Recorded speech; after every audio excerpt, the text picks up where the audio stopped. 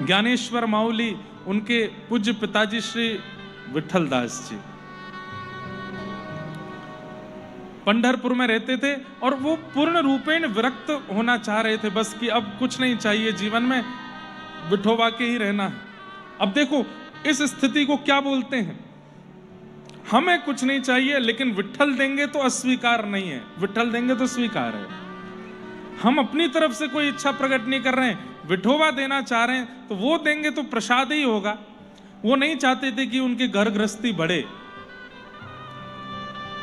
बिल्कुल विरक्त होकर के रह रहे थे। तब माता पिता की आज्ञा हुई कि नहीं ब्याह करो, और तब रुक्मणी बाई जी के साथ उनका विवाह हुआ। बहुत सुंदर चरित्र है उन श्री ज्ञानेश्वर माउली के पिताजी का। बंधुओं देखो एक बात मेरी बहुत ध्यान से सुनिएगा, वैष्णव भक्त बालक माता पिता नहीं बनाते हैं, माता पिता का आचरण यदि शुद्ध होता है तो आकाश से ठाकुर जी ही वैष्णव बालक को भेजते हैं। इसलिए जितने भी युवा यहां बैठे हैं जिनका अभी अभी ब्याह हुआ है या होने वाला है, अपना आचरण इतना शुद्ध रखिएगा दोनों जन कि किसी भक्त को ही आपके यहां आना पड़े। आप चाह करके उसको भक्त नहीं बना सकते, नहीं तो हर घर में दादी दादा नानी नाना माता पिता अपने बच्चों को हनुमान चालीसा रटाते हैं, गायत्री मंत्र रटाते हैं, श्लोक रटाते हैं। 16 साल का वही बालक बड़ा होकर के कथाओं का निंदा करने लगता है, भगवान का मजाक उड़ाने लगता है, ठाकुर जी के ऊपर उल्टी सीधी बातें बोलने लगता है। क्यों? आप भक्त का निर्माण नहीं कर सकते। आप बालक को संस्कारी बना सकते हो, विद्वान बना सकते हो, पढ़ा लिखा बना सकते हो, सुंदर बना सकते हो, पर भक्त तो ठाकुर जी बना के भेजते हैं उसको। इसलिए माता पिता का आचरण ऐसा हो। आकाश मार्ग में अनेक दिव्य आत्माएं घूम रही हैं भारत के, कि कोई ऐसे माता पिता हमको मिलें जिनके यहां हम जन्म लेकर के जाएं और भक्ति का प्रचार करें। सब लोग ध्यान से देखिए, इधर देखिए, सुनिए कथा। तो विठल दास जी, उनका विवाह रुक्मणी बाई जी के साथ में हुआ। आप दोनों एक भवन में रहते थे और बड़ा अकिंचन निष्किंचन जीवन जी रहे थे, मतलब ब्याह के बाद भी ब्रह्मचारी ही थे। एक दिन जिस भवन में आप रहते थे वहां पर एक नाग नागिन का जोड़ा निकल के आया, और उस नाग नागिन को देख करके श्री विठल दास जी ने प्रणाम किया। तो उन नाग देवता ने कहा कि ये जिस घर में आप रहते हो ये हमारा स्थान है, इसके नीचे हम लोग रहते हैं। तो ये बात सुनते ही श्री विठल दास जी ने अपनी पत्नी को कहा चलो यहां से, ये हमारा घर नहीं। इतने जिस घर में जन्म हुआ, जिस घर में रहे पले बड़े, नाग देवता की एक बात सुनकर के तुरंत छोड़ दिया। जैसे ही जाने लगे तो नागदेव इतने प्रसन्न हो गए, बोले कि आप कितने निष्किंचन हो, हमारी एक बात कहती आप जा रहे हो।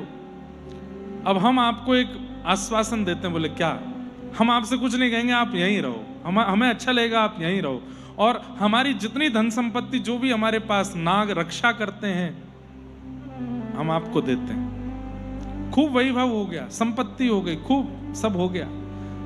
तो विठल दास जी ने सोचा इतनी संपत्ति आ गई, इतना गड़ा हुआ धन मिला, इसका क्या करें। एक बात और बताऊं बंधुओं, पड़ा हुआ गड़ा हुआ धन यदि कभी मिल जाए, अपने प्रयोग में मत ले लेना, चाहे वो खरबों की तादाद में क्यों ना हो, उसको सेवा में लगा दीजिए। ग्रामीण क्षेत्रों में पुराने घरों में कई बार ऐसा होता है, एक आध हमारे परिचित के भी, उनके यहाँ भी ऐसा हुआ, उनको भी मैंने यही राय दी थी, इसको अपने प्रयोग में मत लीजिएगा। संत सेवा में, भगवत सेवा में बहुत ज्यादा हॉस्पिटल बनवा दो, कोई अनाथ बालकों के लिए कुछ सेवा करवा दो, गरीब लोगों के लिए कुछ, अपने प्रयोग में मत लीजिएगा।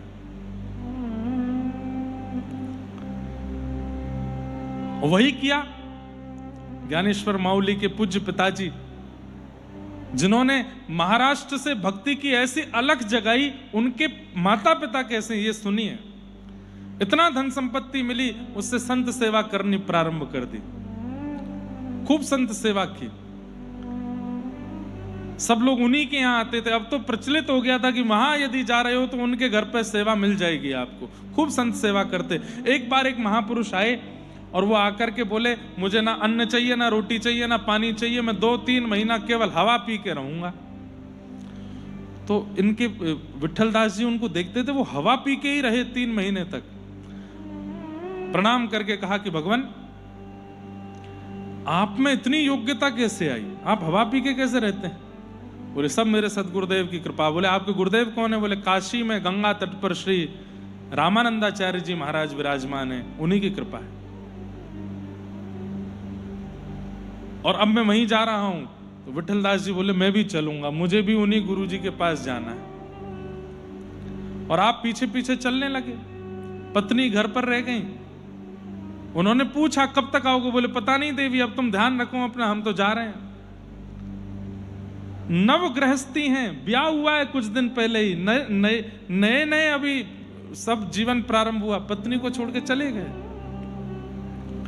थोड़ी देर बाद देखते हैं कि वो जो साधु महात्मा आया था उसके अगल बगल में एक गौर वर्ण का और एक श्याम वर्ण का मानो राजकुमार बालक चल रहे हो।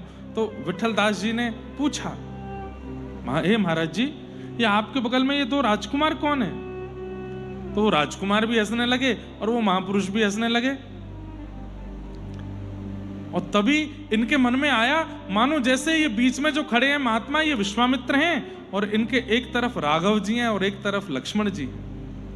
उन्होंने कहा, बोले आप यही तो नहीं है? तुरंत प्रसन्न होकर उन्होंने आशीष दिया।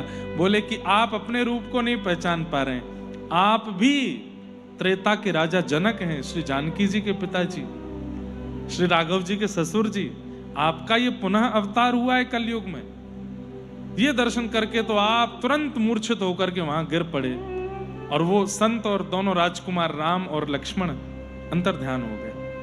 आपको जब होश आया तो आप दौड़ करके काशी गए।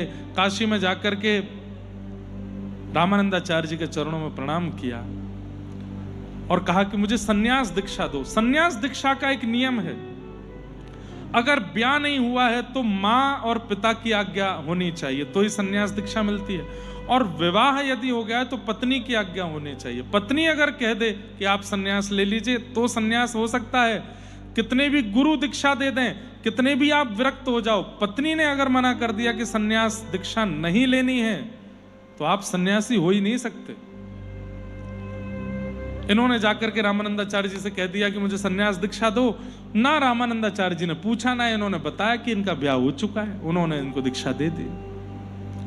अब ये उन्हीं के साथ रहने लगे बिल्कुल विरक्त भाव से। इनका नाम भी बदल गया, सन्यास का नाम कुछ और हुआ। रामानंदाचार्य जी ने संकल्प लिया अब हम भारत तीर्थ भ्रमण पर जाएंगे। आप उनके साथ ही रहते थे और बस 24 घंटे हरिस्मरण, क्योंकि इसी के लिए वो जन्मे थे। भ्रमण करते करते करते करते जब आप पंढरपुर आए, पंढरपुर के आगे जब आप अपने गांव पहुंचे, संभवतः आलंदी में ज्ञानेश्वर माउली का स्थान या पैठण के पास में कोई गांव है, आपे हाँ, पैठण के पास में गांव है। वहां जब रामानंदाचार्य जी पहुंचे तो इनको पता तो था कि ये मेरा गांव है। आप रामानंदाचार्य जी से बोले चलें आगे रुकेंगे, तो पता नहीं रामानंदाचार्य जी के मन में क्या है, बोले आज यहीं रुकेंगे। रात्रि वहीं रुके। सुबह पूरे गांव के लोग दर्शन करने आए और उनमें श्री विठलदास जी की पत्नी भी आई। विठलदास जी तो भाई सन्यास के बाद आप माता पिता को माता पिता भी नहीं बोल सकते। आपको सन्यास अगर होता है तो सन्यास के बाद ऐसा बोलना पड़ता है, ये हमारे शरीर के पिता हैं, मेरे पिता हैं, ऐसा नहीं कह सकते आप। मेरे शरीर के पिता हैं, मैं तो आत्मा हूं। सन्यास का ये स्वरूप है, ये मेरे शरीर की पत्नी है, ऐसा बोलते हैं। तो विठलदास जी को तो कोई ऐसा ममत्व भी नहीं था पत्नी के प्रति और कुछ हुआ भी नहीं। आप तो आंख बंद करके बैठे थे। इनकी पत्नी को भी ऐसा नहीं था कि मैं जाऊं जाके बोलूं कि आप मुझे छोड़ के क्यों चले गए, कुछ नहीं। पूरा गांव दर्शन करने आया था रामानंदाचार्य जी के, तो वो भी आई। उनको तो पता भी नहीं था कि विठलदास जी इनके साथ हैं। आपने जैसे ही जाकर के रामानंदाचार्य जी को प्रणाम किया, इनकी पत्नी ने, तो रामानंदाचार्य जी के मुख से अब देखा सौभाग्य के चिन्ह हैं। अभी ज्यादा समय ब्याह को हुआ नहीं होगा, 3-4 साल का ही हुआ होगा। उन्होंने सीधे आशीर्वाद दिया, सौभाग्यवती भव, पुत्रवती भव। रुक्मणी बाई थोड़ी मंद मुस्काई और रामानंदाचार्य जी की ओर देख के बोली, ऐसा आशीर्वाद दीजिए जो घटे, जो फलीभूत हो, क्योंकि आप जो आशीर्वाद दे रहे हैं वो कभी फलीभूत नहीं होगा। मेरा विवाह तो हुआ है, मैं सौभाग्य का चिन्ह धारण करती हूं, पर मेरे पति मेरे पास नहीं है। रामानंदाचार्य जी पूछ बैठे, कहां है पति? अब बोलने में तो मुझे संकोच है, लेकिन आप कहेंगे तो मैं बता देती हूं। बोले क्या? आपके बगल में जो सन्यासी जी बैठे हैं यही मेरे पति। रामानंदाचार्य जी ने कहा, अरे आपका विवाह हो चुका था? तो नेत्रों में आंसू भर आए। गुरुदेव, हमारी दीक्षा इतनी जल्दी जल्दी हुई, मैंने जाके बस निवेदन किया, भावुकता में मैं था, आपने भी दीक्षा दे दी, ना आपने पूछा ना मैं बता पाया।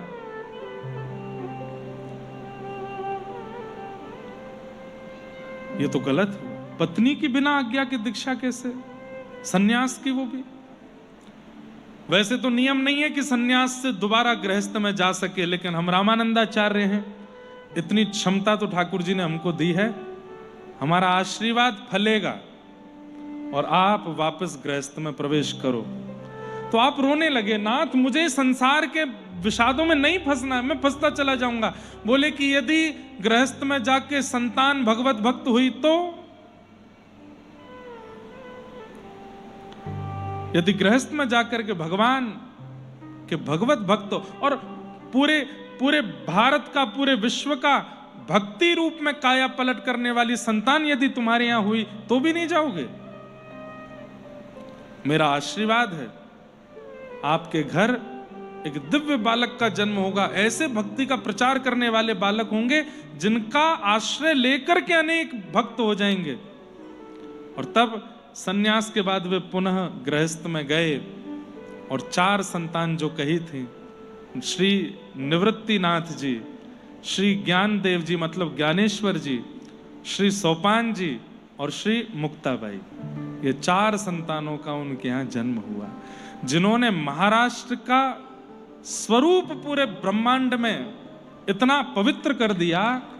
आज पूरे विश्व में संत श्री तुकाराम जी की चर्चा होती है, नामदेव जी की चर्चा होती है, जनाबाई की चर्चा होती है, पंढरीनाथ के भक्तों की चर्चा होती है, पर इस भक्ति का प्रवाह करने वाले साक्षात विष्णु स्वरूप, नारायण स्वरूप श्री ज्ञानेश्वर माऊली, श्री शिव स्वरूप श्री निवृत्तिनाथ जी, ऐसे महाभागवत हुए। तो ये बात मैं क्यों बता रहा था आपको, ये पूरा प्रसंग मैंने क्यों सुना? मैं अब आजकल भक्तमाल में श्री ज्ञानेश्वर जी का चरित्र ही पढ़ रहा था, तो आज ही पढ़ा मैंने ये भाव। और भक्तों के भी जो जो चरित्र हैं वो जो महाराष्ट्र के रोज पढ़ता हूं, तो अभी आज इन्हीं का पढ़ रहा था, इसलिए अचानक भाव आया। और फिर ये बताना भी चाहता हूं आज के युवा माता पिताओं को कि आप अपना जीवन संयमित कर लीजिए, अपना जीवन इतना पवित्र कर लीजिए कि किसी दिव्य आत्मा को आपके यहां जन्म लेने के लिए आना पड़े। बंधुओं, गर्भाधान केवल एक क्रिया नहीं है, संस्कार है। वो आचार्यों से, गुरुजनों से, महापुरुषों से पूछिए कि हमें अब गृहस्थ आश्रम में आ गए, अब आगे घर बढ़ेगा, हमारे घर में संतान का जन्म होगा, उसकी विधि हमें बताइए। कुछ नियम, कुछ व्रत, कुछ अनुष्ठानों के द्वारा उस गर्भाधान की क्रिया के द्वारा बालक जन्म लें। अब भारत को आवश्यकता है ज्ञानेश्वर माऊली जैसे भक्तों की, भारत को आवश्यकता है संत श्री तुकाराम, श्री सूरदास जी, श्री नरसिंह मेहता, श्री अब आवश्यकता है। क्या पता इस व्यासपीठ से कही गई वाणी को कुछ युवा माता पिता ध्यान से सुन लें और वो इतना पवित्र जीवन करके अपने गृहस्थाश्रम में प्रवेश करें, और उनके घर से ही शायद कोई ज्ञानेश्वर माऊली, उनके घर से ही कोई पूरे भारत को फिर से भक्तिमय करने के लिए, क्या पता कोई फिर से कोई भक्तराज जन्म ले ले। इसलिए इंद्रिय सुख नहीं। बोलावा विठ्ठल, पाहावा विठ्ठल, करावा विठ्ठल जीव भावे। समस्त इंद्रियों से क्रिया केवल विठ्ठल की करो, आपको सुख मिलेगा। इस प्रकार अब गोवर्धन लीला हुई, गैयाओं ने भगवान का नामकरण संस्कार किया, और अब यहां एकादशी व्रत की कथा बताई गई। तत्पश्चात रास पंचाध्याय प्रारंभ हुआ। भगवान पिता रात्रि शरदोत्फुल्ल मल्लिका विक्षरन्तुं मनश्चक्रे योगमायामुपाश्रितः। रास पंचाध्याय की कथा शुरू हो रही है, सब लोग बहुत ध्यान से सुनिएगा। रस और रास दो स्थितियां हैं। मैं हर कथा में कहा करता हूं कि आप ठाकुर जी से मिलने की योजना बनाते हो, वो रस कहलाता है।